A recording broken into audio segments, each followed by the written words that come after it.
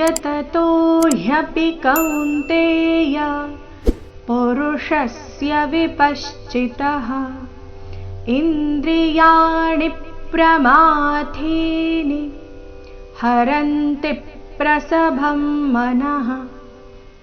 यततो ह्यपि कौन्तेय यततो ह्यपि अर्धः पूर्तिय ह्यपि कौन्तेय ಪುರುಷಸ್ಯ ವಿಪಶ್ಚಿತಃ.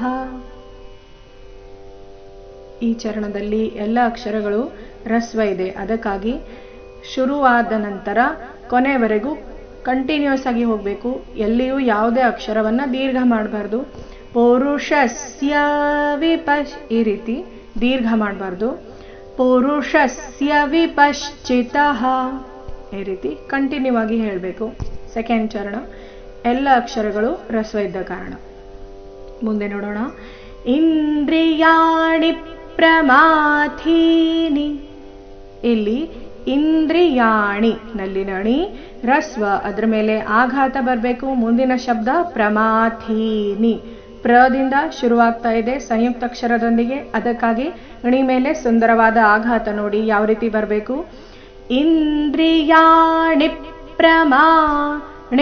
ಪ್ರಮಾಥೀನಿ. Thi ಮಹಾಪ್ರಾಣ ದೀರ್ಘ, ನಂತರ ನೀ ರಸ್ವ ಇದೆ.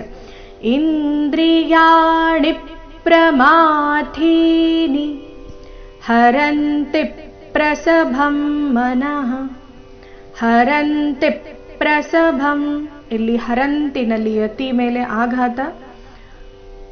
ಹರಂತಿ ಪ್ರಸಭಂ ಮನಃ ಈ ರೀತಿ ನೋಡೋಣ. ಪೂರ್ತಿ ಶ್ಲೋಕ ಮೂಲಗೀತೆಯ ಪ್ರಕಾರ.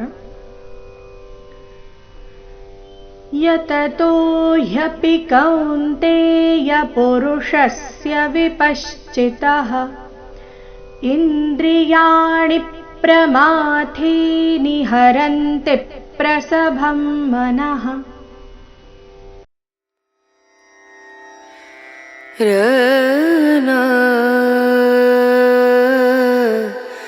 ರ